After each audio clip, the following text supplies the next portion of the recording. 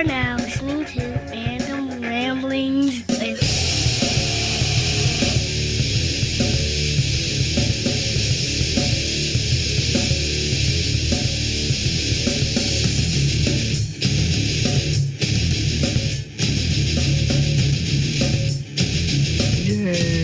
Yay! Yeah! I'm ready to go when you is. Word. So let me spit my long, convoluted intro.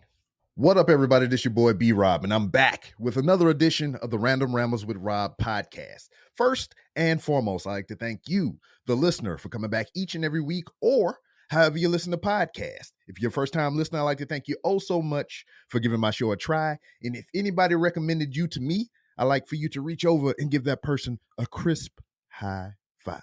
Can we do that right now? You on the other side. There you go. Ah, there it is. It's good when you have visual representation. We can do these things or whatever. But if you're still cautious about what's going on in the world today, you're still masking up, putting gloves on, sanitizing very thoroughly, which you should have been doing anyway. Pick up your social media app of choice and send that person a well-crafted DM instead, telling them thank you for recommending you to me. Speaking of social media, you can find the Random Rambles with Rob on various social media platforms to include Twitter at 3R Show, Instagram at The 3R Show. Hopefully soon, since I officially, as of a day ago, I got my trademark in for 3R Show. So hopefully on Instagram, it'll be at 3R Show, because I'm taking that bullshit back. Motherfucker ain't posted since 2017, god damn it. It's my shit. I want it. And if you're looking at us visually, you might be stumbled upon the YouTube. So you can just look for that on at 3R Show. I don't know if at works on that, but look up 3R Show. You find us on YouTube. And for anything that I may have forgotten to mention, you can find it all on randomrob.com. Randomrob.com. Also, you can find merch and all that other cool shit there, but you will also find the sponsor. I must trade my hat real quick. Goddamn, I gotta take my headphones off. I wasn't ready for this. There we go. Sponsor hat. Hooks, Rubs, and Spices. Go to hooksrub.com and you can get 15% off your order if you use promo code RANDOM. And I'm fucking up my La Sombra mask right now. Gotta put that back. Hooks, Rubs, and Spices. Put it all over your meats, vegetables, whatever. They're making drinks with this shit. I mean, they salting the rims with the different stuff and everything, so you can get all into that stuff. Just get that 15% off your order if you use promo code RANDOM. Now I gotta put my hat back on, fix my stuff. Now that's mostly for the visual audience or whatever. If it was just straight audio or whatnot, I wouldn't have been doing all these shenanigans. But joining me, special treat for myself, because undoubtedly so, without this man sitting here to my virtual left, real life right, I would guess, there will be no Random Rambles with Rob. B-Rob would still be here because I got that during my military days. But there would be no Random Rambles with Rob. There would be no inspiration. There would be no inclination of even doing a podcast if it wasn't for my guest today. This man has a long lineage in the broadcasting world, starting way back over 17 years ago. Might be a little bit longer, might be a little bit less, but we just generalizing right now. It's been a long fucking time is what I'm saying. And admittedly so, this has been a bucket list thing for me for my podcast. So I'm glad to have it today. Joining me is one William R. Washington Sr., representing Fightful and Grapsody fame, also former host of RBR Weekly Wrestling Talk, which I have represented enough. I done kissed this man's ass for a couple seconds. Now I got to take this off.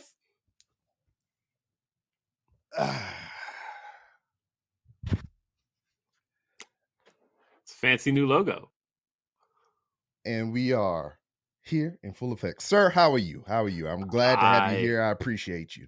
I am great, man. But thank you for the kind words.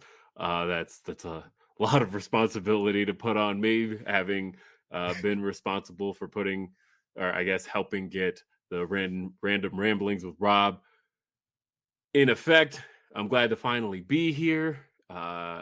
And you gave out the full Govey, by the way, on I suppose not full because you're missing You still I get the won't middle reveal initial, what the but R is. yeah, You but know. my full Govey, but I am Will Washington, and yes, I'm glad to be here. Thank you for having me.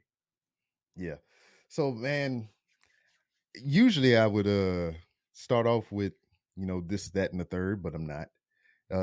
I would just like to jump straight into your photographic memory, because this has been something that has daggone been amazing me for many a years, especially when it pertains to the RBR Weekly Wrestling Talk and whatnot, to where you have total recall of your brain faculties and everything. And I can hardly remember what I did 5 minutes before we walked into this interview and shit. So this is like, what do you attribute that to? Has it been something that's always been, you know, with you, or is it something that you worked up to? I mean, how does this fucking work?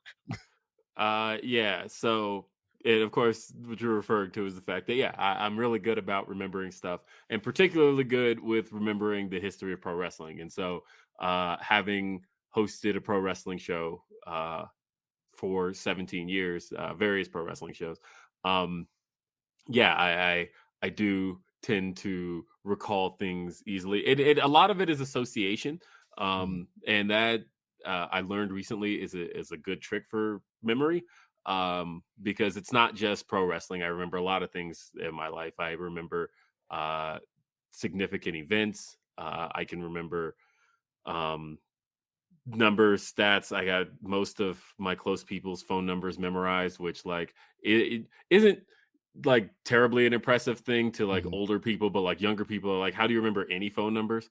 Yeah, exactly. Because they're like you can just store it in your phone. But a lot of it is association. So like one of the things I like to do is I have a extensive memory of pro wrestling, right? But typically watching wrestling is not the only thing I was doing in my life. And so if I can remember an event in pro wrestling, I can typically remember exactly what was going on in my life at that point in my life and time. Um, and so when like my mom will ask, when did we move from our house over on Wyoming place? And I'll immediately go, oh yeah, April of 2007. And I remember that because uh, because John Cena was feuding with Shawn Michaels and going into the Fatal 4-Way at Backlash, and also Bobby Lashley was the ECW champion, and like there's little shit like that, and I remember those things, and so I'm like, okay, I can remember the exact date that we moved out of that house. But then it's not just that, because like I'm also, for those who can see me, I'm also a big basketball fan. I'm in my Nuggets gear Mhm. right now, and I've got pretty much every game from my Nuggets fandom memorized, and it's little things like that that I can use to associate. And uh, if I can associate all of those things together, it helps keep my memory functioning and running. If I lose a point of association, then I lose everything, right? Mhm. So if I don't have anything to associate the rest of my memories with, so that's how it goes for me, and it helps. I don't know. I know my best friend has a terrible memory, and sometimes our entire basis of friendship and conversation centers around us just talking and reminiscing, because she'll call me up and be like, hey, remember that time Remember that that blah one blah blah, time? yeah, and she's like, what was happening there? And I'll be like, oh yeah, no problem, let me tell you. And then we'll go over it, and it's fun. It's a good thing to have. um it always actually surprises me when other people can't remember things, because it feels fairly normal to me that I can. And so when people are like, why the hell do you remember that? And I'm like, why don't you? But that's just me. Word. So, for what I can remember of over my lifetime of listening to you talk to me via speakers and earphones and earbuds and all kinds of other crazy things and whatnot, you moved around a lot, but I think you were born in California. That's right. I was born in Los Angeles, which is funny because I just got back from a LA vacation, and we went by my childhood house and went by my elementary school and all of that. So, did you Well, remember how to get to these places without maps? yes, absolutely. Fuck. Yeah, we went by my old house. I mean, so I had to get to the neighborhood via map, but then once I was Mhm. in the neighborhood, I could navigate around. I remembered whose house was whose and like what kids I used to play with from each house. But yeah, I was born in Los Angeles, and then in '94, when the Northridge earthquake happened, which made national headlines everywhere. I remember that vividly. I remember So, is waking that up your out of point of association? Yeah, well, yeah, because like that was it was in January '94, and my I I wasn't conscious for when it happened. I was asleep, and then I remember my dad rushing in my room and grabbing me, and all of a sudden I remember stuff falling off the walls, and we go and get in our car and just chill in the car because you're not supposed to drive in an earthquake. But we go chill in our car, and I remember watching the chimney on our house cave in and all of that, and Fuck. uh, yeah, that was it for us in California. It was like because apparently my dad's job had basically like split in two, and Because they of the earthquake? yes. And so they had offered us the opportunity to for him to transfer because he worked for the federal government. Mhm. Specifically, he worked for the VA. And so the VA hospital building, which I actually just drove by as well in LA, but the VA hospital building, they offered employees at the time who were in specific departments a chance to transfer to another VA. And so my dad had the opportunity to transfer from either Tucson, Arizona, or Denver, Colorado. And I remember for the longest time, it was Tucson, Arizona. That was all we talked about was, all right, we're moving to Tucson. And I remember telling all the kids at school, yeah, I'm moving to Tucson, Arizona, whatever.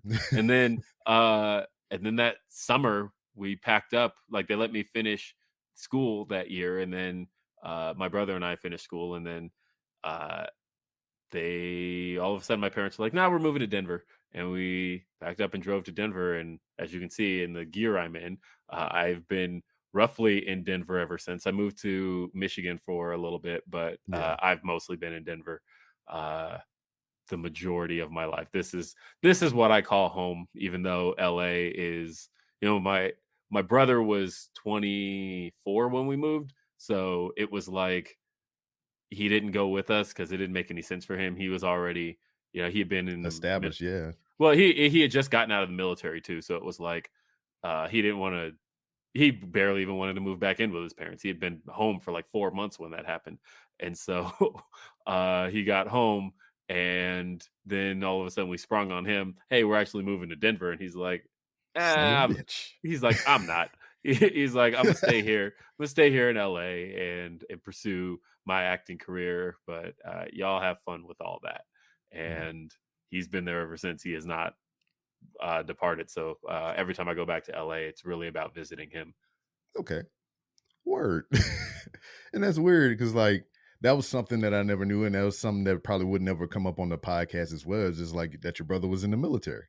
Yeah, he was in the Marines, and he was the yeah, Hold on, and me you need to slide that information over to me. Me and your he brother need to have a talk then. The old devil yeah. dog there.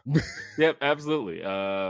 Yeah, I forget what year specifically he went in because I was born the year he graduated high school, and I'm pretty sure he's 17 years older than me. I'm pretty sure he went in like straight after high school, and so Okay. I barely even knew him until I was like 4 years old, and then I started to see him more.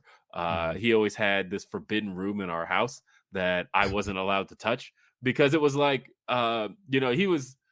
he was 17, 18. He had already Yeah. established his room in the house and all that. I was a baby. And like, I remember specifically being told all the time, whatever you do, stay out of David's room. And David's room was like this forbidden palace to me because he had all the cool stuff. And I just wanted to go in his room and like touch all his things, right? Touch Because he everything. touch every. Well, here's the thing. I eventually figured out how to steal stuff from his room because Oh, no. he had all the good movies, right? Like all the movies I saw that I became a fan of as a kid were movies I stole from his room. So I remember the first time I saw Batman 1989. That movie was a VHS I took from his room. Same with Who Framed Roger Rabbit. Shit. Uh, yeah, he had the Terminator. He had just all these cool movies that he kept locked away in his room. And music CDs too. He had like that was how I discovered hip hop music was stealing his CDs and going and listening to them. And then putting them back and making sure that nobody knew that I touched David's stuff. And I literally just admitted this to him finally after like 30 years, literally That just was like gonna be my follow-up. like a week ago, I finally like told him all this. I was like, when I was a kid, I used to just like while you were in the military, I used to take all your stuff and play with it. Like it was cool to me. It was way cooler than the toys I had. He had cool adult stuff, and I wanted it. And uh, like I said, that's how. Like I have line for line, scene for scene, the movie Batman memorized, and it's funny that it's all because of taking stuff from him. But yeah, Have he you was in seen the the new military. one? Yeah, I did see the Batman. Oh, It was pretty good. yeah. I thought it was Robert Pattinson, I think, is a really good Batman. Lousy Mhm, Bruce Wayne, but I think that was the mhm. point. Uh, Yeah. and like he didn't really play Bruce Wayne in that Mhm. movie at all. In the same way that, like, I guess kind of, how people used to say like George Clooney never really played Batman. He was just like George Clooney in a mask. I feel like in a reverse of that, Robert Pattinson never played Bruce Wayne. He just played Mhm. Batman without a mask. And so that's like one of the things I'll knock in the movie. Also, pretty sure, and I'm stealing this point from Flash Garments because he was just going off about this. But two bombs went off in that movie, relatively close to people's faces, and like neither of them have any goddamn damage. Batman has a bomb go off literally in his face, and he's fine. Mhm. Like that mask only covers half your face. What? Yeah, and all this would have been jacked up. Yeah. And also another character, without spoiling, also has a bomb go off. And granted, he was throwing the bomb when it happened, so he doesn't like I wouldn't have Yeah, expected him to it's away die, from him. but I would have expected him to take way more damage than he took. And then also, when that person wakes up, why did he just confront him like that badly? Like, why did you lie to me? And it's like, nigga, I just got Motherfucker, out of coma. Like, what are you doing to me? I just awakened. Yeah, like I don't even know why I'm here, but okay. Yeah. So otherwise it was a good movie. Mhm. It was long, and I I will loved it. say that the point where I thought it was over, like it wasn't even Yeah. close. Also, somebody important in that movie gets shot and is pretty okay, like not that long after. And I'm like, look, you got like hit by a sniper, like you should be at least incapacitated. Mhm. Um, Getting but other carried off, not leaving on your own wheels and shit, right? Right, yeah. And so, those are my only gripes with the movie. Otherwise, I think it's a really good Batman adventure that is very different from every other Batman movie Mhm. I've ever seen, and I'm a big Batman fan. It is crazy to think that when Batman '89 came out, the talk around it was, "Oh, this movie's very dark." And Mhm. then when, The Dark This Knight movie came out. says, "Hold my beer." Yeah, when The Dark Knight came out, it was like, "Oh, wow, this movie makes those other ones look like kids' movies." And now this is like, "Oh, this makes The Dark Knight look like a kids' movie." Like, all of a sudden, it's just so dark. There's so much despair. Like, that is an irredeemable Gotham City. It is really, really dark, but I loved it. Mhm. I have fun Mhm. with it. Did you see the new release footage of the deleted Joker scene? Watched half of it. I didn't get to finish the whole thing. I was Mhm. having a hard time hearing it, so I'm like, I'll watch Yeah, it same. later. Yeah. So, yeah, I thought I'll watch this with some headphones on, but I wasn't in a position to have any. So no, I haven't seen it in full yet. Yeah. From what I've seen of it, I think it was a good decision to cut it from the movie and whatnot. Because I mean, it was almost it reminded me of the interrogation scene in The Dark Knight Right.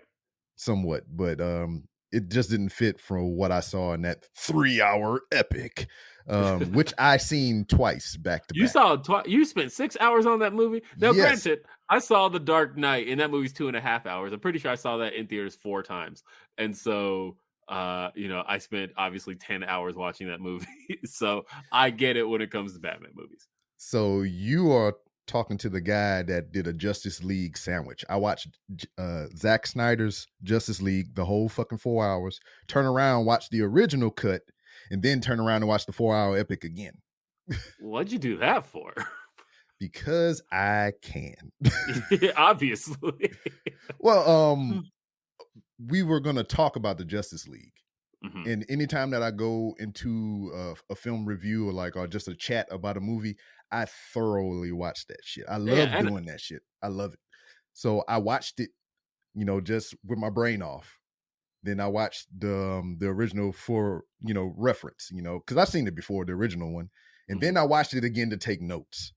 So it was Nah, just like, that makes okay, sense. Like, as long as you were doing it for like a podcast or something, but like just to be like, you know what? I want to watch Zack Snyder's Justice League, and then for whatever reason, I want to watch the original cut, and then I'm gonna go back and watch Zack Snyder's Justice League. It's funny too, is I've only seen Zack Snyder's Justice League one time, and I only saw the original Justice League. The weird thing is, I've seen original Justice League in full once, but I've maybe seen the first 5 minutes of it like 100 times because they always play it on TNT. And Yep. so usually like right after AEW Rampage, it'll kick into that scene of Superman with his CG upper lip. And I've seen that scene so many times I could probably recite it. And it's so bad. And it's just a reminder of how much that movie stinks. But I enjoyed it for what it was because, like, I feel like my viewing perception is different from a lot of people because I don't read any of the comics. So I have no attachment to the lore or anything like that. So when I watch these films, I was like, oh, it's a movie. And then I'm a visual effects guy. So it can be a shitty ass movie, but you got some special effects in there. I'm like, all right, this is cool. Yeah. Not like, I think honestly, because I'm a big Marvel fan as well, and I love the MCU. I think the big problem with Justice League to me is that it wanted so badly to be an MCU movie without doing the work the MCU had done. Where like the MCU did such a great job of individually introducing every single character before we jumped into an Avengers movie. It's like we walked into an Avengers movie having had a connection with Iron Man, having had a connection with Captain America, having had a connection with Thor, and having at least a little connection to Hulk, even though he was recast. And then we had been connected with Black Widow, and we had already gotten to know Clint, and so it was like, okay, now we're seeing a movie of all these things we already knew, we already established. Yeah. Whereas Justice League was like, okay, we're going to try and do all of that in one movie. We're going to try and introduce you to everything but Batman, who you already... And Batman's the only character you already knew, and you only knew him from the previous movie. Superman's even barely in this. And Wonder Woman, but also that movie only came out like a month prior. So, and then it's like, you already know Wonder Woman kind of, but then like, you don't know this Flash at all. You don't know this Aquaman at all. You don't know this Cyborg at all. And we're going to try and throw all of this in one movie and just try and like throw it at you. And I felt like, I was like, this movie wasn't earned. You didn't earn any of this. And so, but at the same time, but at the same time, I know, with the exception of Cyborg, Aquaman, and to the extent I can't even talk. Wonder Woman, like you were saying, is like, bitches, you know what it is. You know the stories. You don't want to see the pearls fall down again. Come on, just put these bitches in the movie and let's get it started. But also, my whole thing about it, I probably have some of the same thoughts that you have. It's just like, it was rushed. Yeah, it was this. And Ben Affleck is Batman. I enjoyed it. But at the same time, I'm glad that he was there and he was gone in the way that he was, because it paved the way for Robert Pattinson to be in this The Batman movie. Because we know how it was supposed to go before. It was supposed to be Ben Affleck in The Batman as Batman and directing. Then he bowed out from the leading role to just direct. And then he just left completely. So I was just like, what the fuck? Then we got Sparkly Twilight Man here, which I can't talk too much about because I like the Twilight movies.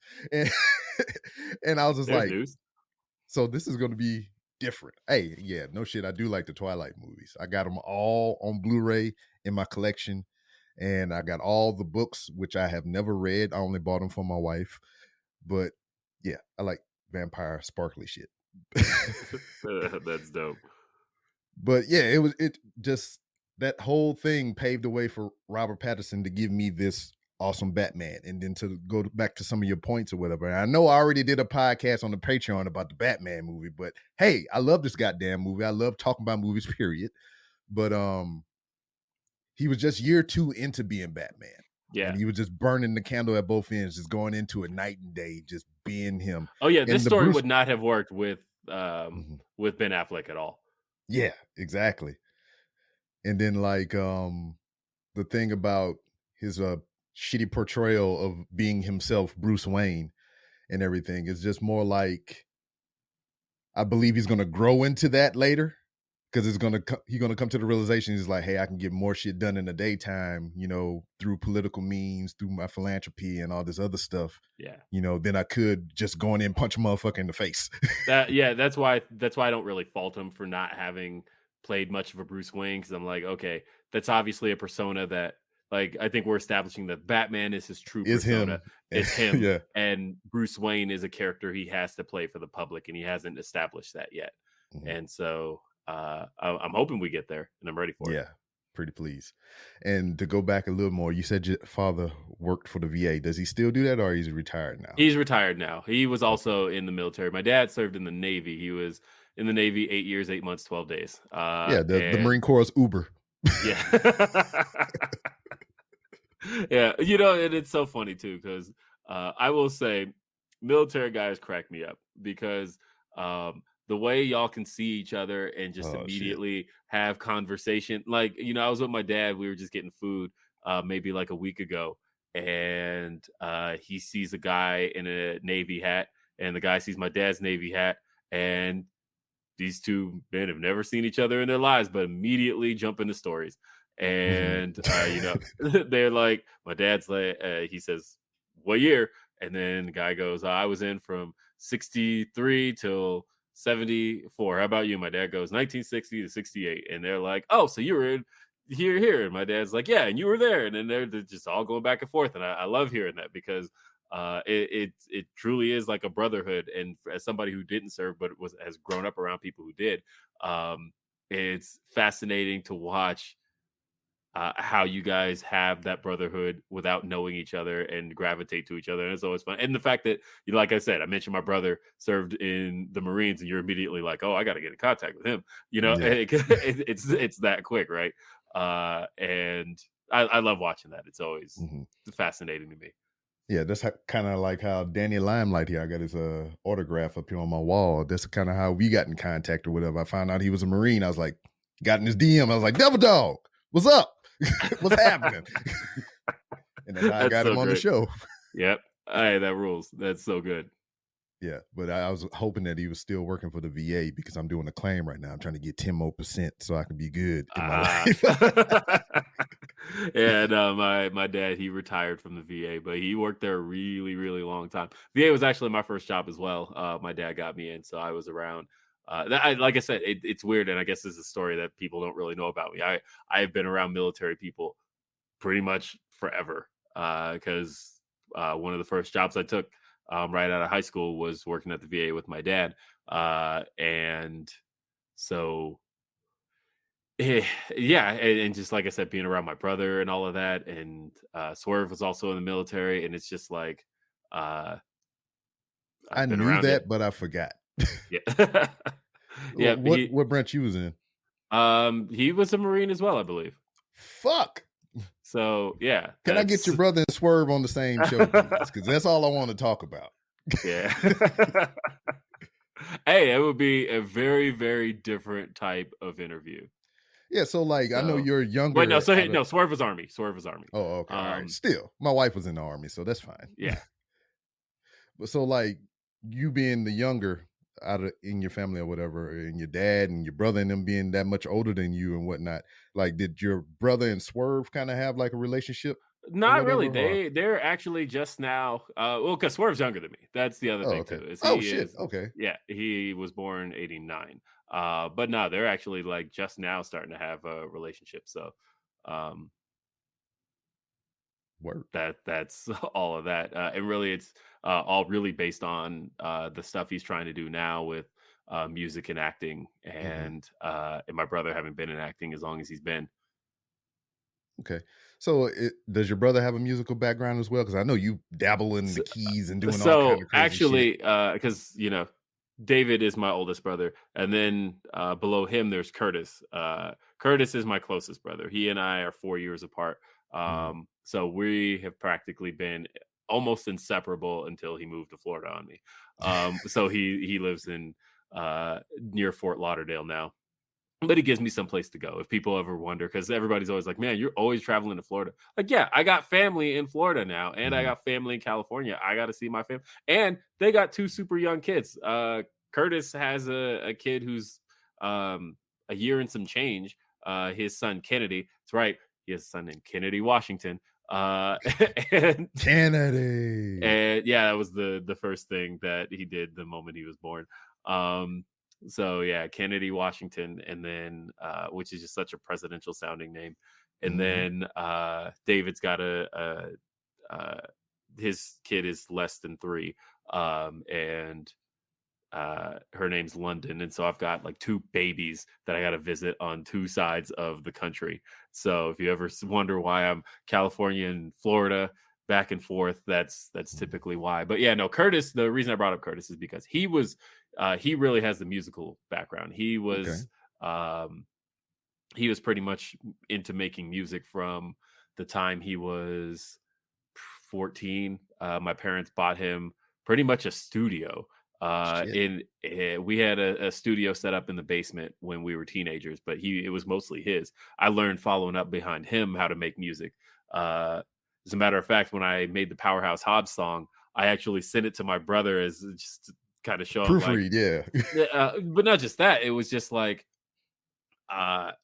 the style of music that, like, the type of beats I'm mostly good at are more so East Coast style beats. Like for those of you who listen to the other show Rob hosts, the RBR, I made the beat of the theme song of that. Like that's the type of music I'm more into making. But when Hobbs had kind of wanted something that was a little more Bay Area but kind of has a little bit of a down south feel. That's the stuff my brother was great at, and so I was mostly like relying on what I remember he was good at, and then kind of like playing that up. And I sent it to him, and I was like, and he looked at it like, man, this is the type of music I used to make. And I was like, I know, this was what you were good at. I am a good mimicker, so that's how I got good at it. But like that was what he mastered, and so there's a little bit of, I guess, insight there. So he gave you the approval, and you was like, all right, I'm good. Yeah, he did. Word. So the album, the AEW album that just came out, which I have a copy of floating around here somewhere. It's going to be released on digital here in April, right? April 1st. Yes. April 1st. Is it really going to be released on April 1st? Because they're going to be like, April Fool. Nah, we just playing it on the 2nd. I mean, I guess there's some things relating to that I can't talk about, but Very well. yeah, but April 1st is the date that AEW just announced. And yeah, that's that album is rare, and I would hang on to your copies if you have it. So, but otherwise, yeah, that is when it comes out. And yes, I have 2 tracks on it. I have the song In the Mix by I guess I'm the first artist listed on it. It's by me, Wrestle and Flow, Equipped, and Cut Right. And then I also have a song called Powerhouse, which is the Hobbs song that I did with Righteous Reg and Graham of Public Enemies. Word. I know you talked about it a little bit before, but if you could, for the audience sake, tell us a little bit how that came about. Yeah. So back last November, I was messaged by Mikey Ruckus. Now, previously, I had done some musical stuff with pro wrestling. I had helped produce the Sammy Guevara theme song and also Big Swole's song. And so like I said, I had a little bit of background, but basically Mikey Ruckus hit me up and he said, this is what I have this interest in doing right now. I really want to showcase Black artists and Black talent in AEW. And if you were interested, I would like to see you on this album. And I said, done deal. There's no hesitation there. I didn't even give it a second thought. And so we put that together, and he basically said, these are all the wrestlers who will be involved. Pick the top wrestlers you would like to see have your musical touch on. And so I listed my top 5 black wrestlers in AEW. Everybody kind of listed theirs, and then we all got assigned a different wrestler, and we all got to kind of work directly with them. I worked directly with Red Velvet. I spoke with her and kind of got her taste in music. She's really into Doja Cat and really into a lot of reggaeton. Well, I'm into Doja Cat too, boy. Which I have a cowboy hat. Yes. Yeah, so she had kind of given me some of her musical taste, and so I kind of produced around that. And the same deal with Powerhouse Hobbs.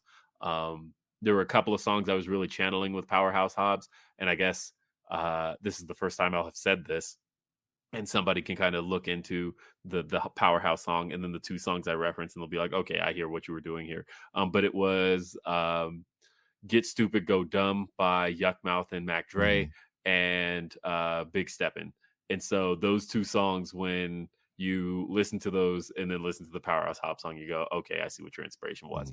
And then with Red Velvet, it was kind of the same deal. I was listening to the song Boasty by Wiley, and then I was also listening to Woman, which is Doja Cat's big hit right now. And I was listening to both those 2 songs, and I'm like, okay, I think I can kind of channel some of that into this, and I was able to make it happen. But I put some of my own flavor on both. They started in those directions, and then basically I just started going off in my own direction. But you can see where I was starting. And that was how that all came together. And I got the songs done. You were with me when I got the finished version of the Red Velvet song. And I've heard it like 30 times. Yeah. We heard it in the car because I never heard this in the car. Play it in the car real quick. So I wanted to hear it in the car because I hadn't heard it really at all, because when you're producing music and working with people across the country, there's a whole lot of, okay, I did this part now. It's almost like friendship bread, right? Where you got to shoot it off to somebody who sends it to somebody else, and everybody's putting their pieces on it, and then you get the finished version. And so I hadn't heard the finished version of it until we were in Atlanta, and that was the weekend that it was sent to me, and I heard it, and I was like, this is amazing. And it's the first song on the album, so it really sets the tone for the album and what people are going to hear. I love it. So you sprinkle a little bit of flavor on there and whatnot for you. And so my question about the whole thing, I mean, is out there as a finished product, is physical, and is going to be digital here on April 1st. Is there any inclination that was given to you about there maybe being a part 2? Oh, yeah, absolutely. Word. So it might be a continuous series. Yes, that's what I've been told anyway, that there's a reason this was labeled Volume 1. We're going to continue to showcase Black talent. There's been new Black talent signed, and some of them are musical artists in themselves. And so, there's going to be more. As a matter of fact, I had finished the 3rd track because I thought I was doing a 3rd. I thought I was doing 3, and I had finished the 3rd, and but it ended up not getting used. And what I was told about that was, don't worry, there's time. So I can almost say I already have another song done. And so you just ahead of the curve. Yeah, just a little bit ahead. And when we hear that one, because there's a couple of songs, I know Rich Latta has told the story of how he basically did 2 Jade Cargill songs, that they did the first one, and she basically said, I like it, but I want a different direction. She was very hands-on with what she wanted. And she was like, but I kind of want to go in a different direction. I'm told I'm to blame for that because she heard the Red Velvet song and decided that she wanted something different than what she got. Like the first song she got was like just straight hip hop. But the song that's on the album is very reggaeton as well. And it was a very dance hall song. And I'm told it was because she heard the Red Velvet song and decided, I actually want something more like that. And so the first song got scrapped. But now there's a song that was made that could get used at some point. And I know that they want to use it for something else. So we'll see. Okay. So, I mean, having a physical copy of this this CD, this thing that you created or whatnot? What was that like for you? Pretty Are you surreal, Yeah. because my brother and I, when he was making music and I used to help him, we would press our own CDs and then stand on the corner and sell them like drugs. And Yes. we were those guys, right? We were the guys pushing our CDs on people. Except we were doing. I can't believe people still do that. By the way, I'll be walking around LA and people stop me and go, "Hey, got my CD," and I'm like, "Man, don't you got a SoundCloud? Just give me a card with a QR code. Like, what is this You CD? know, I, I got." I'm glad you brought that up because when I went to Vegas for SummerSlam, we was walking down the strip or whatever, and dude ran up on me with his business card. I had the QR code. He's like, "This is my SoundCloud. This is my other stuff or whatever." I was like, "Huh." Yeah, no, that's how you get it done. People still stopping me with CDs. I'm like, man, I don't even got a place to listen to this. What are you doing? Exactly. I don't I'm not think gonna lie. I bought a CD player when I got this album. right. I like the last CD I got that I went to listen to. I put it in my Xbox because I was like, okay, I don't know where else to listen to this, so I Mhm. guess let's put it in the Xbox. Did you know you have to download an app for that? There's Yeah. yeah, I put it in. I thought I was just gonna play it, and it's like, okay, downloading Groove Music, and I'm like, okay, there's a process to this. It's really not that simple to just like listen to music anymore Well, shit, I'll off a just throw it CD. in my OG Xbox down here and just burn it to the Xbox. You can do that now too. Yeah, that's funny. I got my OG Xbox is right over here, like right off camera. I have my so I have every Xbox ever made. I've Mhm. got the 360s over here, my original, my Xbox One X, and then I have the Series X hooked up on my TV upstairs. And then also, here's a rare treat because I am Uh-oh. a really big Xbox guy. I also have the 20th The Duke. anniversary edition of the Duke, which I want one of those. specifically has the Oh, the button screen. work. Oh, Yeah, it got a screen. Okay. it's got a screen though. It should anyway. Let me see. All right, I may have to plug it back in.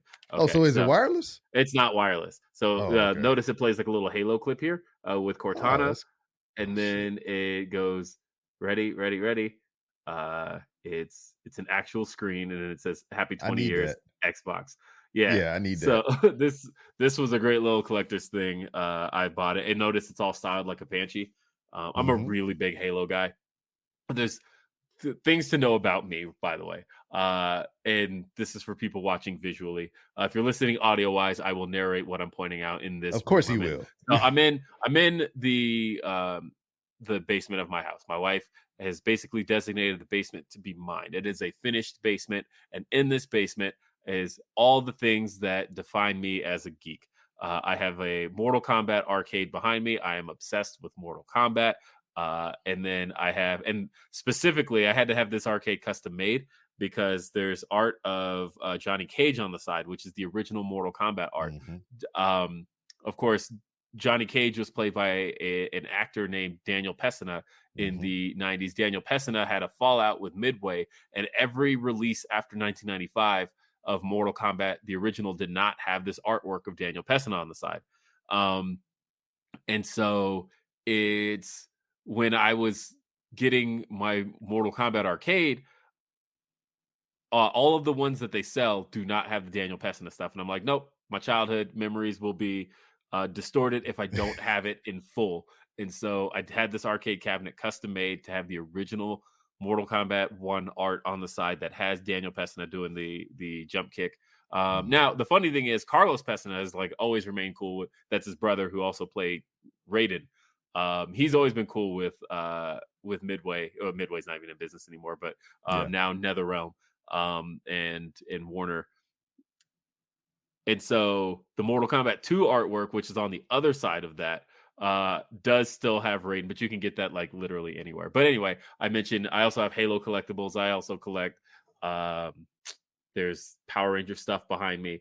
Mhm. And then those are all wrestling figures. I've got a Macho Man Randy Savage right there. I've got wrestling belts behind me.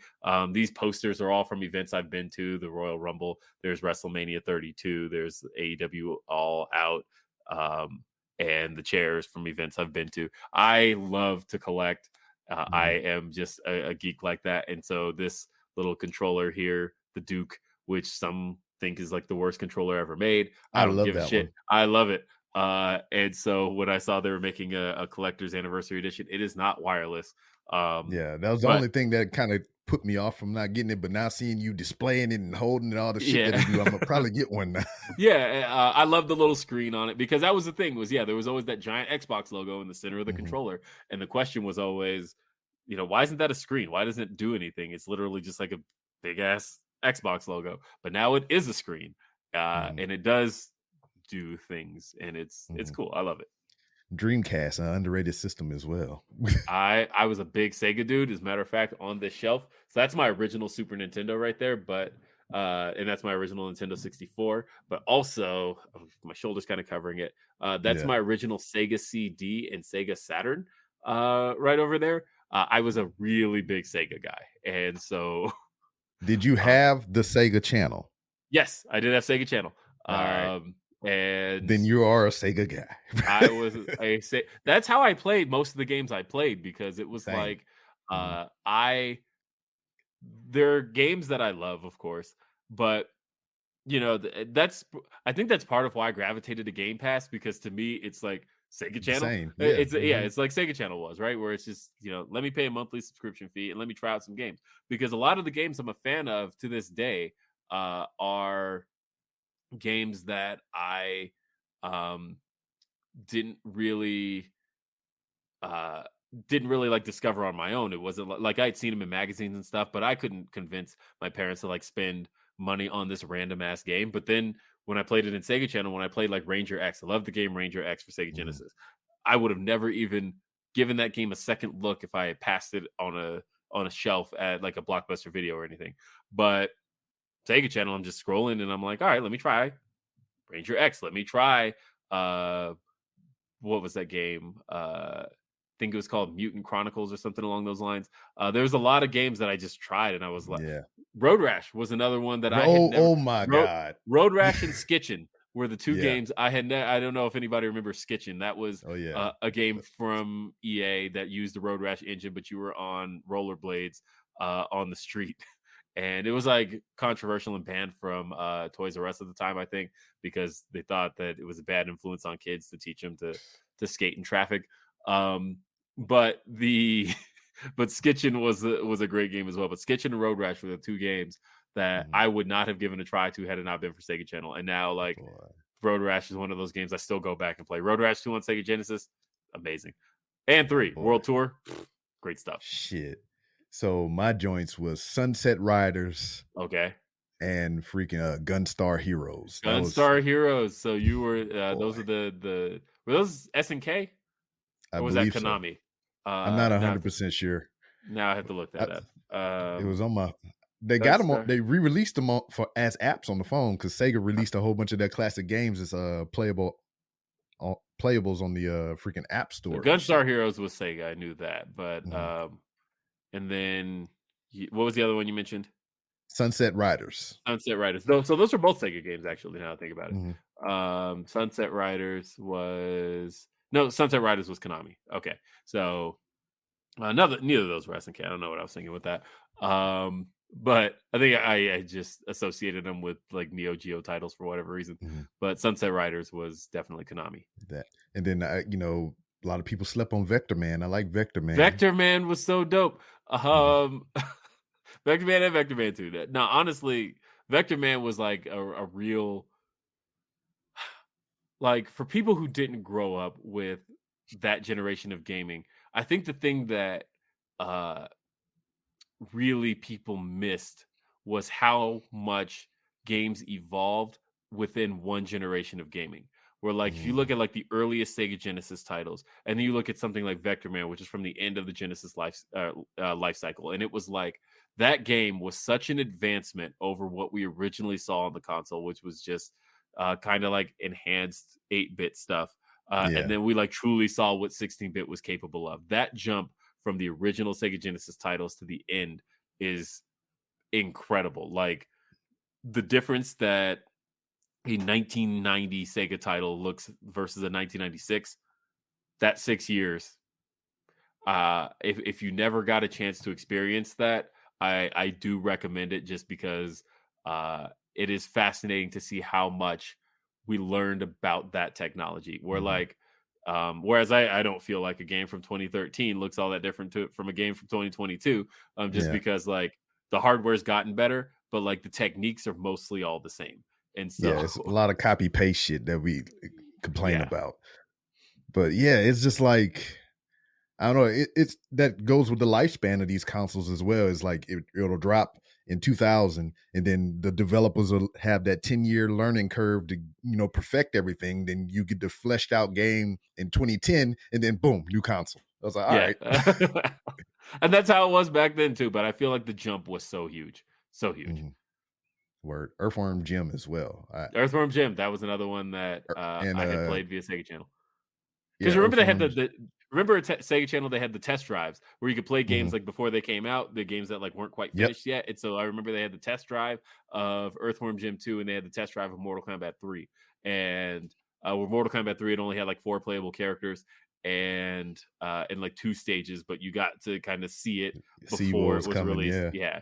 And Fucking love the Sega Channel. yeah, man. Innovators. It was Sega was always before their time. way before their time, especially now that like everybody nearly 30 years later is doing subscription services where you got Xbox Game Pass, but then PlayStation's got theirs. I forget what it's called. PlayStation Now or something. No, they got a new one that they're like actually doing like a Game Pass competitor. I forget. It has a kind of a unique name. But go figure, like Sega was literally doing this before high-speed internet existed. They were doing a straight up game subscription service where you pick your games and play, and it actually came through your cable, which is interesting. Yes. Before cable internet was a thing, before home cable internet was a thing, you had a service that hooked up to your cable line, and it got you video games. I didn't understand it, but I didn't give a fuck because I was playing video games. Right. And now it's a lot of what we see today. So it's just really fascinating. And now you can just play all that shit in your browser because those games are less than like 2 megabytes. Yeah, for real. And you got all these emulator boxes and shit. You can just hook up and just throw all that shit in there. Yep. It's fucking crazy. But shit. Here we are, some 17 years later from your genesis of Genesis, huh? Go figure. See what you did there. I don't have my sounds hooked up. I hit the horns on that.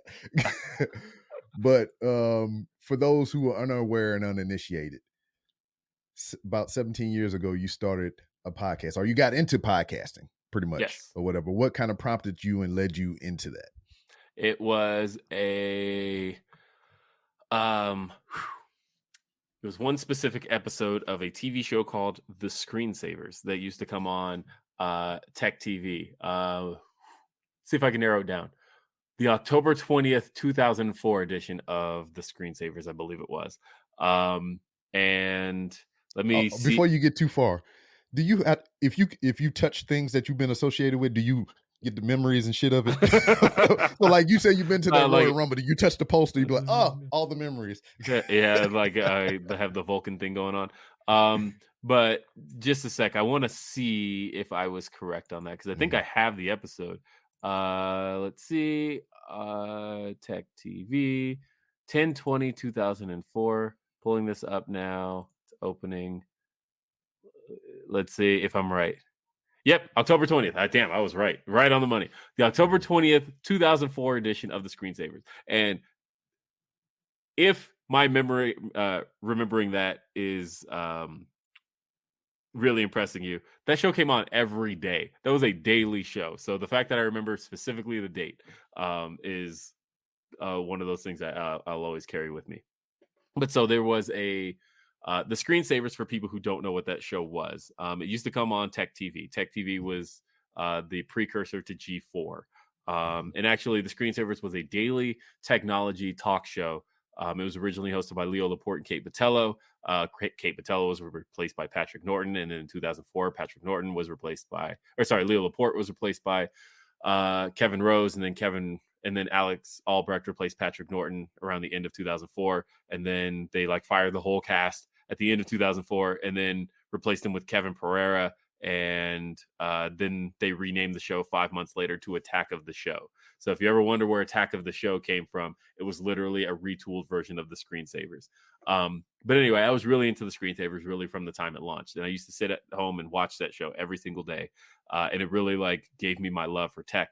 But one day, October 20th, 2004, that show used to take live calls, and they would answer live calls on the show, and they would talk about, they would answer people's tech problems and or answer their tech questions. And so on that specific episode, they did a segment where they're like, we're going to take rapid fire random live calls. And I know the show sounds boring as hell, but like it was really entertaining. They had a lot of laughs. Like it was great. I love the screensavers. So on that episode, they were taking these random live calls. I remember there was a caller, and I actually reached out to him on Twitter because he's actually got a bit of a following. He is at MB. He actually owns just that name, literally just MB. His name is Matt Bischoff, and Matt Bischoff had called into the screensavers, and he had said, hey, are you guys ever going to talk about podcasting? And Kevin Rose goes, podcasting, that's a great idea. Have you ever heard about podcasting? And Martin Sargent, who was co-hosting at the time, because Alex was out, I think, filming a commercial for Dell. Martin Sargent's like, no, what is podcasting? And Kevin Rose goes, oh, it's a great, it's a really great thing. Let me show you. And he was like, let me go to podcast.net, but he accidentally types postcast.net, and he hits enter, and like a porn pop-up comes up on the screen. And like, this was live TV, and everybody is like, oh my God, what's happened? Everybody's laughing. And because this was back in the days of pop-up ads, and everybody's laughing, and it was a good time. And then they moved on to the next thing. But I'm sitting here like, wait, y'all never answer. What is podcasting? And so I was still stuck on that. I'm like, I want to know what podcasting was. And I need to know what podcasting was. And so I end up going in carefully typing I'm like in podcast.net, and I check it out, and I noticed like, okay, this is kind of a cool thing. There aren't that many podcasts, to be honest. There's, as a matter of fact, there weren't many at all, but I noticed it was just something I was kind of interested in. And then over the next 6 months, I start listening to podcasts, and I decided right around June of that year that it was something I wanted to do. And a few months prior to that, most of the guys who were let go from the screensavers in Tech TV had started up a network called twit.tv. They're still going to this day. It stands for This Week in Tech, TWIT. They had started podcasting, and they were doing podcasts about tech. And I decided, listening to them, this is what I want to do. I love listening to these guys. This is a dream. This is what I want to do. And so I started going over topics, and I was like, what am I good at talking about? And there's two things I'm really good at talking about: this technology and pro wrestling. And originally I was going to do a tech show. But I thought, you know what? Tech and podcasting is kind of saturated already. Leo Laporte seems to have that held down with Twit. I don't think I'm going to do that. Let me try pro wrestling. And so I picked pro wrestling as my topic. The first person I reached out to was a man named Anthony Scatz. He was the first person I reached out to, and I asked if he'd be willing to do a podcast with me. He said, what the hell is a podcast? And I was like, just trust me.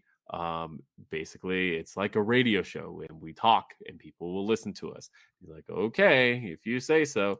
And then I had gone to Nick Marsico after that, and I was like, Nick, would you be interested in doing this? Because Nick was doing college radio at the time, and Nick was like, yeah, sure, if this podcasting thing ever takes off. And then we still needed a fourth person, and I had hit up Michael Z, because we had, so the four of us were already kind of writing a blog. And so it was like, what if we took the four of us writing this blog, and then we turned it into a podcast audio version? Yeah. And we did an audio version of this blog.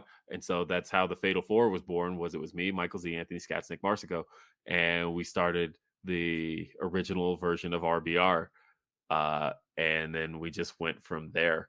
But yeah, I did originally start it off of literally that episode of the Screensavers gave me the idea, and I sat for months thinking, what do I want my podcast to be? And now, obviously, if this were today, and I said, okay, what do I want to do a podcast about? And I said wrestling, that's the market that's oversaturated now. At the Yeah. time, at the time, if you did a search on podcast.net, which there wasn't iTunes podcast or Apple Podcasts or any of Yeah. that, it was literally you went to podcast.net and you had to get a specific application for just podcasts. RSS. Yeah, to put your RSS feeds in. If you did a search back then for wrestling podcasts, nothing. There was two others. There was Smart Wrestling Fan and Revenge of the Wrestling Fans. And Smart Wrestling Fan is still around. Revenge of the Wrestling Fan maybe did like 3 other episodes after that, and then they called it quits. So like we were the first two. Was the longest lasting two were RBR, Smart Wrestling Fan, and that was it. Man, so like you giving your origin story is kind of similar to mine in the fact to where like I found out. I don't even remember how I found out about podcasting per se. I think I might have got my first iPhone. And it popped up on there. And See, I was like, it's crazy that like think about how long the show you host, RBR, has been around, where there's an episode talking about the launch of the iPhone and what it could possibly be, and is this thing even gonna matter or last? That episode exists because that's RBR crazy. predates the iPhone. See, there's your time of reference, people. Yes. But I got an iPhone. I think my first one was a 4 or something. And it wasn't on there at first, but when they did the software updates and they changed the iOS, it popped up, the icon, a little purple square, and it said podcast. I was like, what the fuck is this podcast? And then I go in there, and it wasn't many, like you were saying. And I was like, well, what would I want to listen to? And I think some of the first things that I came up, I just went with the top things at the time. And that was Kevin Smith, pretty much. He was dominating everything as far as podcasts go at the time. So I listened to everything Kevin Smith. Tell Him Steve, Dave, fucking the Schmodcast, Jay and Silent I remember Bob Get all of this, by the Old. way. Yeah. Goddamn. Later on, they would make other shows, and Fat Man on Batman, just all kinds of stuff. I mean, those would come way later, but originally for me, it started off with Kevin Smith and everything that he did. So I listened to all that, and I was like, well, if there's this, I said, I wonder if they have anything about wrestling, So I type in, wrestling, and the first podcast to pop up was not RBR, surprisingly at the time, but for me, introduction to the first pro wrestling freaking podcast was the Don, Tony, and Kevin Castle show. Okay. So I listened to them for a while, and then I was like, I need some varying taste or whatever, because I like their opinions and everything, but it was just these two, and it was kind of getting repetitive in what they were saying at the time.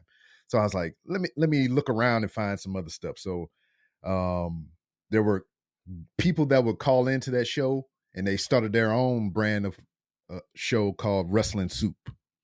So I would listen to a little bit of that here and there. And then they had people that would call into that show, which would have Julian Excalibur. And he would spawn off from that and do the Wrestling Court podcast. And then, so I would listen to all three of these, and I was just going around. And then one day, just going through a wrestling church, RBR Weekly Wrestling Talk pops up. And I listen. And I think the iteration at the time was you, Matt, Felipe, and Paul. Yeah. Mm-hmm. So I would listen to y'all, and then I was there. So was this 09? Because Felipe didn't join till 10. So yeah. I mean, when I first started listening, Felipe was always there. So okay. So it had to be 9-ish, 10-ish or whatever. Because like I said, Felipe joined January of 2010. January 2010, January 1st. Because that's when we did the co-host search. He won. We announced it at the very beginning of 2010. And then that we went from there.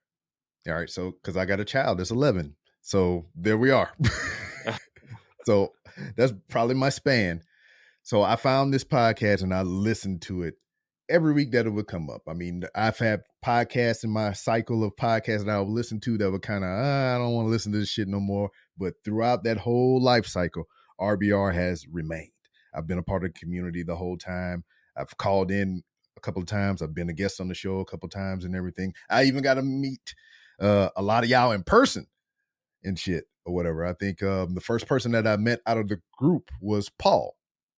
And that was because y'all gave away tickets to a ROH show. And I had to get the tickets from Paul, and that was in Dallas. So me and Paul sat together at a ROH show. And then we did the meetup in Dallas as well, to where I got to meet you. I got to meet Maxwell. And Michael Z was there. Michael Z was there. I gave him a ride to his room. Yeah, ACH was there for some reason. Yep. A drunk white girl stepped on my belt, and I was pretty pissed about that. It's just a whole. I think Barry was there. He came over. Barry Ladd was there. Australian Amy was there. Yep. Emerson was there. Yeah, there's a lot of people. Yeah. Yep. I just reconnected with Emerson or whatever. I need to talk to that guy because I posted, because every Wednesday I say Happy RBR Day and I post like RBR stuff, and I found those pictures from Dallas and he was in there. He's like, "Hey, that's me." I was like, "There you are, you motherfucker. I thought you got off Twitter or something." Yep. But yeah, and so listening to these different podcasts and everything, and at the time I was getting ready to exit the military around 2016. And, you know, my time was winding down in the military and I didn't know what I was going to do when I got out, because this is scary. 15, 16 years of my life, which has just been dedicated to doing this one thing. And I was like, you know what, maybe I should write a book or something, you know, chronicling my time in the military and all the friends I met along the way, and they can tell their stories and all kinds of shit like that. But then I started listening to these different podcasts and Fatal Four and Kevin Smith and Scott Mosier and all these guys. I was like, well, they sound like they're having fun just bullshitting with their friends.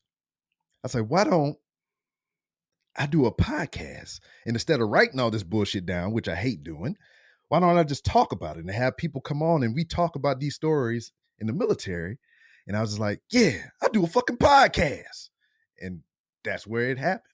So there it is. So I started doing the podcast. I think the first 5 episodes was just, you know, me talking to my military folks, you know, sharing stories. I think me and Nick did the first iteration of Wrestling This Trash in that first 10 episodes of the Random Randoms with Rob, because he wanted to come over and talk about The Undertaker and some other shit. So we set up the studio in the house, you know, put up the microphones and everything. We were just talking about wrestling and everything. And then I retired. I separated from the military. And then I moved here to Houston. And I was like, well, fuck, I just can't keep talking about military stuff. I mean, that's behind me now. And then I know that people that I joined the military are been in the military where they busy still doing military shit and, you know, living their lives. I didn't want to really bother them as much. So I was like, fuck it. I just thought I'll talk to random motherfuckers, just whoever I can find on the internet, whoever's willing to sit down and talk with me. That's who I'll have on the podcast, you know? Exactly. So I just start speaking to random people, porn stars, goddamn writers, actors, fellow podcasters for the most part, because day one goal for me was, I mean, everybody talk about, being famous and all kind of stuff and making money and all kinds of shit like that. But it really wasn't the goal for me. My goal was to get well known enough to where I can have a guest and put them on and promote their talents. So it would be like, you know, if I believe in you and your music, hey, I want to have you on the show so other people can hear about you and your music. That's always been the goal for me. That's how I went about choosing guests. And some of them came about randomly or whatever. It's just like, I felt like talking about this and use the nearest motherfucker. So that's who I'm talking to. So yeah, that's kind of my origin story with this shit and everything. So thank you, RBR. Thank you, Don, Tony, Kevin Castle. Thank you, Kevin Smith, for inspiring me to do these things and have me here sitting with Will Washington. Beautiful. Beautiful. Yeah. Went on a random rant. That's what we do over here Hey. sometime. That's what it's all about. Yeah. But yeah, man, there's just a lot of things going on. And you know, so we're past your time here with RBR Weekly Wrestling Talk. You've moved on and started to further progress your career and everything. You went in a different direction. You're starting to do more video content now, and you're doing the podcast that we know now is Grapsody. So That's how did right. that come along? Grapsody came about because Grapsody has really been kind of the I'll say the combination of what I felt my vision for what I wanted to do in wrestling podcasting Mhm. is. And it really started off with me doing kind of a sideshow to RBR every Saturday for, I think it was only like 7 weeks. I Mhm. did a show called Wrestling with Weekends. And it was a show I started. Thank you. Yeah, I started doing a show called Wrestling with Weekends, and it was really, that show was really me testing the waters of what else I wanted to do with podcasting. In that I knew I wanted to do a video show. I knew I wanted to take kind of a more positive approach to pro wrestling, and I knew that I wanted to do it Saturday mornings, and uh, and so yeah, I started Wrestling with Weekends, and the show was going well. Mhm. And my second guest on the show was Phil Lindsay, Mhm. and that episode did really well. So before we go too far beyond that, prior to that episode, I just come across Phil on Twitter or whatever. I Mhm. just the Twitter gods aligned us some way into where I come to know him and I found out who he was. That's around the time they introduced Twitter Spaces. Yeah, So I felt Twitter, Phil, the king of Twitter Spaces. yeah, so Uh, I fell into a Twitter space with him. And I just got to hear his thoughts and pretty much his profession, what he does. He does writing and everything. So I got to know him in that aspect prior to that episode because I didn't know you knew him prior to that. he had hosted RBR before. He did. So yeah, he did. So there's time gap for me. So I pro- before we did Wrestling with Weekends, he was on the Wow, what did we just see for Revolution? It was me, Phil, and Maxwell. okay. So Um, that's probably why I missed it. yeah. So that the first podcast I had ever done with Philip Lindsay was the recap show of Revolution in 2021 with Maxwell and Phil. So we, this was kind of us being back together. But Phil had attended the CM Punk show, the show Mhm. CM Punk Yeah. returned at, and so Phil and I did this episode, and the episode did really well. To this day, it is the most downloaded RBR podcast ever. Mhm. That episode of Me and Phil, um, Wrestling with Weekends, episode 2. And so I knew Phil was somebody going forward I wanted to work with. Had a lot of fun with him on that Mhm. show. And after the show, Phil and I just have the ability to just talk for hours. After the Oh, Revolution I've podcast, seen. yeah, after the Revolution podcast, me and Phil, after Maxwell jumped off and then, went to say bye to Phil, we ended up talking another 2 hours after that. So like I knew for a long time Phil was somebody I wanted to work with. And it was probably about 3 or 4 weeks later, I had Reg on Wrestling with Weekends. Mhm. And we did an episode talking about the Black Wrestling's 500. And we ended up Which I just, seen again, that shirt out in the wild. It was fucking crazy. I did a yeah. commentary for a wrestling show in Dallas. Mhm. And there was a guy walking around with the Black Pro Wrestling 500 on his shirt and everything. And I took That's pictures dope. of it and everything. Yeah, well, so and I remember that episode was September 11th, Never 2021. forget. Yeah, and that's how I remember, right? And so me and Reg had done that episode, and at the very end, I gave the obligatory, "Hey, Reg, we got to have you back on the show one day." And Reg said, "Yeah, maybe one day, me, you, and Phil will do something." And then I said, "All right, we'll see you next time. Have a great night. Peace." And then it hit me, and I was like, "Yeah, that would be pretty great, wouldn't it?" And so that was Saturday. I spent all day Sunday just thinking about it. Okay, me, Reg, Phil, we got to do something. He's right. And so I then went to, who did I go to first? I went to Phil first.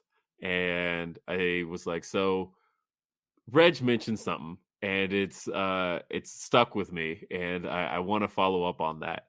And so I called Phil and we talked and I said, this is my idea. I want to do a show, me, you, and Reg.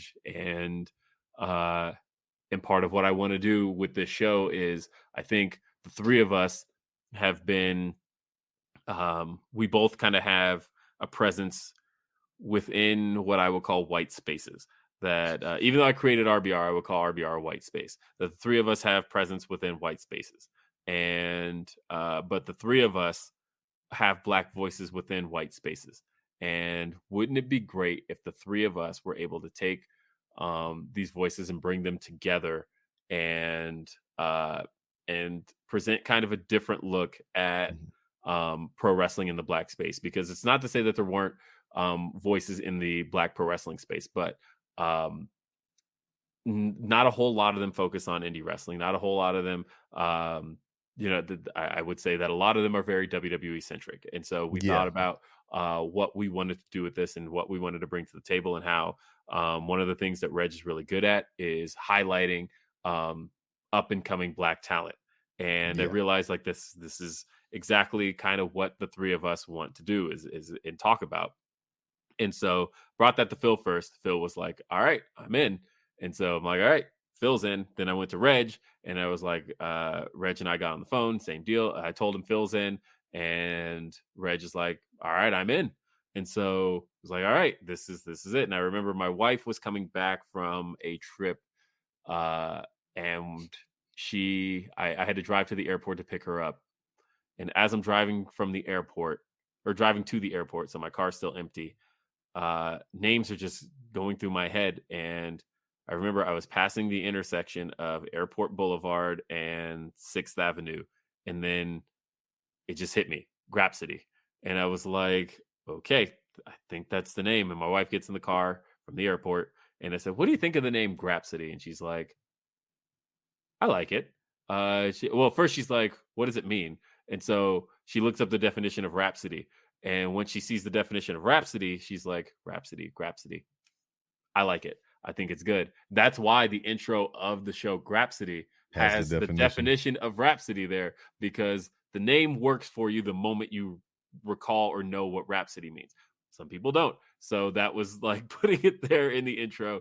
And that was really from my wife not really knowing the word rhapsody, or at least like she knew it from like Bohemian Rhapsody, but didn't know the exact definition. And so once she knew that, and then she was like, Rhapsody, I like it. So I went back to Reg and Phil, was like, I think we're going to call this Grapsody. And they were both like, all right, we're in. And that was pretty much a done deal until I Until. said so we knew we were going to launch this show. That was it. That's a piece of it that a lot of people don't know. A lot of people think that I just left RBR, went to Fightful, and that was done deal, right? But no, I had already had the idea for Grapsody, and we were going to launch that on our own independently. Mhm. And like most is probably going to be a fan off show, but we were going to launch that independently. And then uh, I had turned to the two of them in our group chat, and I was like, I think I have one more uh one more piece of this that I want to try and complete. And I said to them, if nothing comes of this, you'll never hear about it again. But if it does, then it's a game changer for starting this podcast. And Mhm. so over the last couple of years, I've become friends with Sean Ross Sapp. Mhm. And so I love talking to Sean. And Sean and I exchange ideas all the time. I had last summer where Sean and I met up while he was in Denver for a wedding, and we had dinner, and um, we had talked about maybe working together one day, but we weren't sure on what. But we knew we liked each other's energy, and so I messaged Sean and I was like, "Hey, can I have like 15 minutes of your time? And if that's all I need, because if I can't make this pitch in 15 minutes, then we don't have nothing." So um Sean, it was like right before an episode of he had to do a live stream, and he's like, okay, time's limited, but what do you got? And so I told him, I was like, okay, me, Reg, Phil, we got a show that I am interested in, or that we're launching. It's called Grapsody. This is what we want to do with it. But I really think that a good place for it would be Fightful. I think that we're all well acquainted with Fightful. Phil had already hosted multiple Fightful post shows. Reg, of course, writes for Pro Wrestling Illustrated. I had done the distraction already. And so we all kind of had a little bit of involvement with Fightful as it was. And so I said, this is what we want to do. These are the topics we want to bring to light. And this is something that's not just missing from Fightful, but it's really missing from the mainstream pro wrestling space as a whole. That the Observer has nothing like this. Wrestling Inc. has nothing like this. And Pro Wrestling Insider has nothing like this. Like, I think that it is going to be really good to give Black voices a place to go in who I believe truly, and this is before I joined Fightful, I truly believe that Fightful is the leader in breaking pro wrestling news and bringing pro wrestling content, and in doing it in a way that I truly believe is from good people that are relatable. And so I said that Grapsody is a good fit for that. What do you think? And Sean didn't even hesitate. Sean was straight up like, what days do you want to do it? I said, Saturdays. He said, what time? I gave him the time. He said, you're on. That's it. Word. He was like, this is it. And we discussed all of the technical details, all that, financial details, all of that. Done deal. And I went back to Phil and Reg, and I was like, so remember that thing I said where I had one more thing that could possibly be a thing? So here it is. We're going to be doing the show on Fightful. And they were like, shut up. And I was like, yeah, it's a done deal. And everything just kind of came together after that. And then that following Wednesday, I announced my departure from RBR. And then the Wednesday after that, I did my last episode of RBR. And then the Saturday after that started Grapsody. And it was like all that fast. And literally that was all 6 months ago. And we've been just rolling ever since. Well, I know for me personally, doing something for so many years, it was I had a little wear on me after stepping away from the military or whatever. I wouldn't equate this so much to the same, level of thing or whatnot, but it was a part of your life for the better part of 16 years. I did 16, RBR 16 years. Yeah. And that's not to say that it wasn't, because that show was a big part of who I am. Like, I've only been with my wife 13 years. Right. So like, and I met her on a Friday night when I first started RBR, or when RBR started for the first 8 years of RBR's existence. It was on Saturdays. And so I remember vividly when I told her that we met on a Friday, and it was like, what are you doing tomorrow night? And I was like, oh, I host a wrestling podcast. So I have to do that tomorrow night. And I'm surprised she didn't leave me right then and there, but, or say, oh, let me go talk to somebody else. But that was actually because I met her on June 19th, 2009. And we had the 4-year anniversary of RBR the very next day. And so that was the thing I mentioned to her, was I was like, actually, we've got our 4th anniversary show coming up. And she's like, really? You've been doing this for 4 years? And she's like, that's a really long time. And now 4 years seems like fucking child's play. But she was like, you've been doing this 4 years? That's crazy. And I said, yeah. And, but it was a big part of who I am. And it was a big part of my identity doing that show.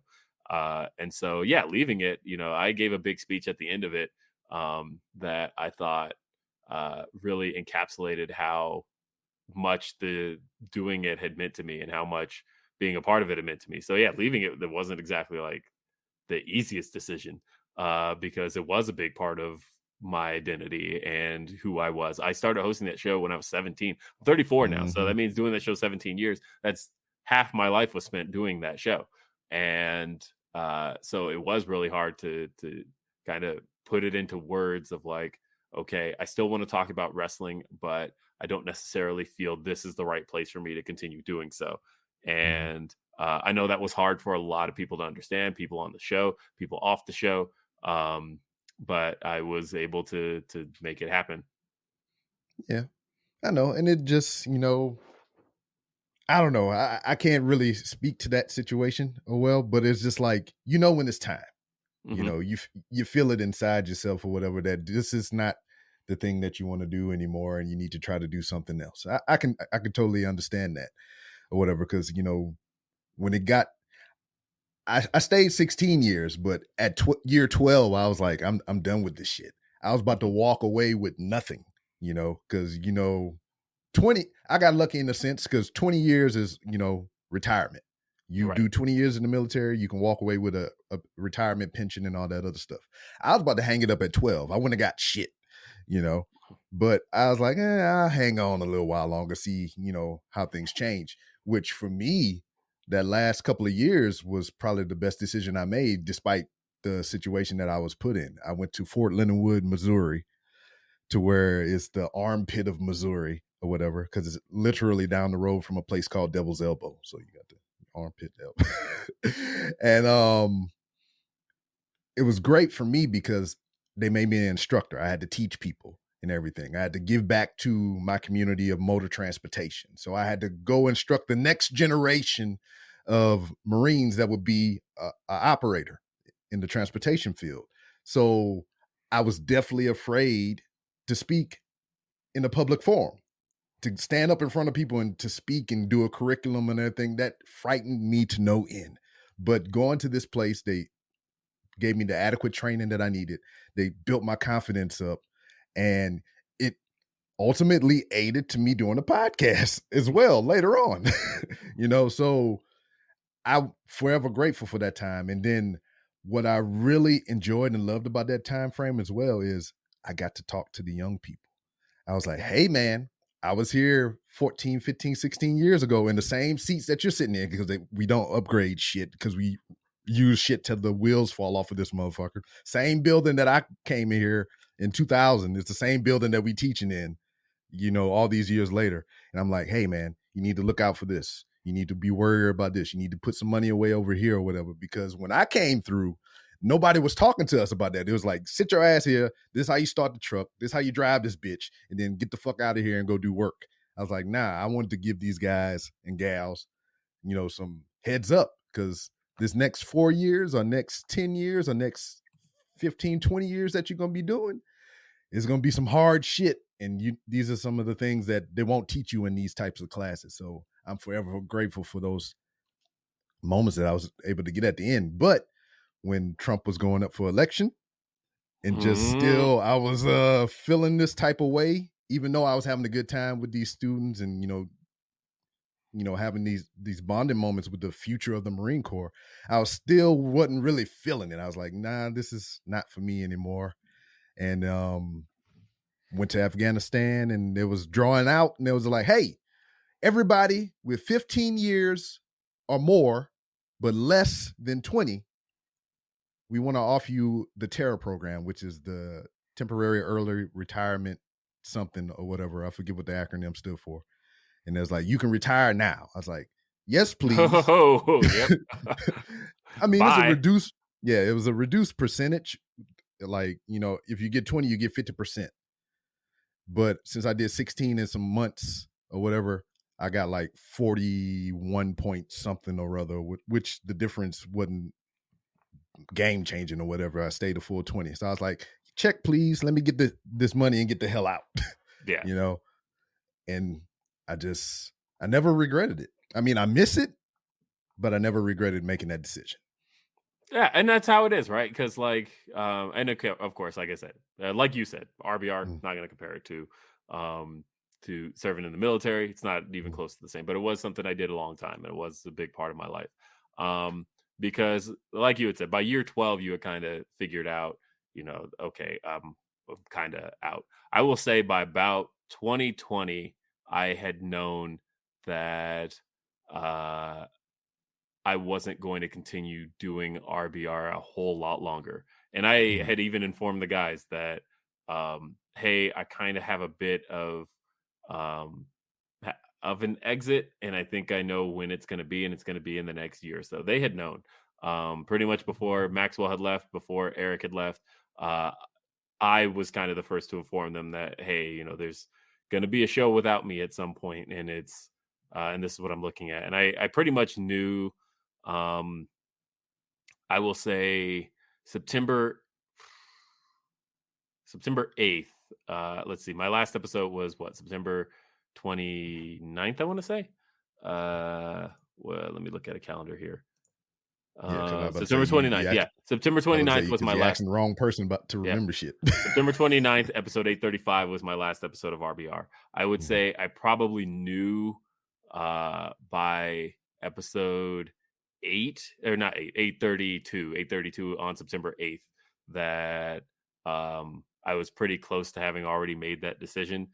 And then that was just kind of where it all came through. But like I say, it was a big part of who I am. I'm glad the show's getting to continue. That was the one thing I had said when I told them in 2020 that, hey, I probably won't be doing this show beyond. I think I had told them, honestly, we're past my exit date. I told them in 2020 that I was going to be done by February of 2022, and we're actually past that now. So regardless, it came a little bit early, but not a whole lot early. Mhm. And so uh we're not that far past where I was going to originally leave. But yeah, that was around the point that I knew was around 2020. And then when it was a like definite decision was early September. Word. Okay. So to speak about RBR and everything, what are your thoughts and feelings about this 16, 17-year lineage and the community that it has created? I love it. And uh that's a big piece of, again, who I am, right? That uh you know, a big part of my identity. It's the first thing you see on my Twitter bio. I've been a podcaster 17 years. Where were 16 of those years? RBR. And I love that all 16 of those years are still up. That if you go to rbrwrestling.com, you basically can listen to me grow up over 16 years. You can listen to my whole adulthood you listen to me from 17 and grow up right before your ears. It all exists right there. And I am so grateful that I had the opportunity to do that long. And I'm really grateful that I made some friends along the way, both in and out of the community. That uh, I love that everybody who's currently on the show, I guess not really Noah, but the three, uh, I guess, other members of the current Fatal Four were all members of the community at one point and all eventually joined. And I think that's really cool that it is a show that not only grew a community behind it, but then brought the community in. So RBR, one of the things I always used to like to say on the show is that RBR is not just our show, it's your show as well. And we want your voices heard. Right before I would give out the phone number, that's the thing I always said. But I always meant that because I love that it started off with myself, Michael Z, Nick Marsico, and Anthony Scatz. But then Michael Z leaves, Jason Gallup comes in, Anthony Scatz leaves, Paul comes in. Paul was a member of the community. Paul wasn't an original host, but he comes in as a part of the community and joins and hosts the show. And then when Jason left and Matt Galloway comes in, Matt, again, was a frequent caller on the show. Matt was not an original member of the show, who he didn't know Matt, but he became a friend of ours through such. And now Matt, I was actually going to call him this afternoon. And Matt's another person who came in, part of the community, and joined the show. And then Felipe Diaz-Vera comes in, replaces Nick Marsico. Same deal, another member of the community. And Maxwell Baumbach replaces Felipe Diaz-Vera, a member of the community. Maxwell was a caller. He won Cinco de Hosto. No, he didn't win Cinco de Hosto. No, Sorry, the Money there in the wasn't Bank. the win. He won the Money in the Bank and then did Cinco de Hosto. And I remember the first time Maxwell hosted, I was like, hey, I like this guy and I want him hosting more. That I loved Maxwell the second I heard him. But he was another one who came out of the community, joined the show. Eric Brady was one of the most hated members of the community because he used to troll the hell out of people, but he made people laugh in the process. And he was Sports 103 on the forums, with a Z, Sports. But Eric Brady, again, when Matt Galloway left, Eric Brady came in. he was another member of the community. And I love that even in my leaving and Cody coming in, who was a longtime member of the community, Mhm. that you've come in, longtime member of the community. I love that the show has just continued to bring in that it's been community driven, and that means a lot to the show. And I think that it's really cool that it has continued. That I didn't want it to die with my leaving, and I'm really glad it didn't. That was actually my specific ask. That was the one thing that I had said when I said that back in 2020, when I told the guys that, hey, I'm probably going to be leaving around this point. I specifically stressed, but the thing I don't want to see happen is the show go under. I want it to continue, and I think you guys should continue it. And I'm glad that it is still going, because I think that's a great thing. Word, word, word. It's just, here we are. It all comes full circle. You helped plant the seed that grew me into a broadcaster, that got me into the community, that got me to hosting the show. And now we're here, we're talking with each other. It's fucking, I don't believe things happen by coincidence. I think things come together to make things happen at certain points in time. So here we are, sir. But unfortunately, we have concluded, we have reached the end. So before you go, let everybody know where they can find you on social media and everything that you got going on. Well, my Twitter handle and Instagram username are William RBR. Those haven't changed, and they won't. So I'm William RBR on pretty much all social media platforms. It started as my Xbox Live gamer tag. It's still that too. And you can find the shows I host. I do host Grapsody every Saturday at noon Eastern, 9 a.m. Pacific. That can be found at youtube.com/fightful. I also host Day After Dynamite on Fightful Overbooked. That's every Thursday at 4 p.m. Eastern. That's 1 p.m. Pacific. And again, that's at Fightful Overbooked. I review Dynamite every week for Fightful Overbooked. And we had a great episode yesterday. SB3 is a phenomenal guest. And Felipe Diaz-Vera hosted with me a couple weeks ago. Mm-hmm. Rob's hosted the show. And I've also had... and coming up in the future, I'll even have many of my former RBR peeps. So just know I keep in conversation with people, and so that's while you may or may not see certain people on Grapsody, Day After Dynamite is one of those shows where I'm going to be talking Dynamite with people, so it's still going to continue to be fun. But yeah, that's where I'm at. I was on Wrestling Observer Live just last week with Andrew Zarian. So I'm pretty much everywhere these days. I'll be at WrestleMania weekend. I'll be at Double or Nothing. I'll be there. You be there. You come find him. So come when you getting your accounts verified? When Fightful gets verified, the rest of us will.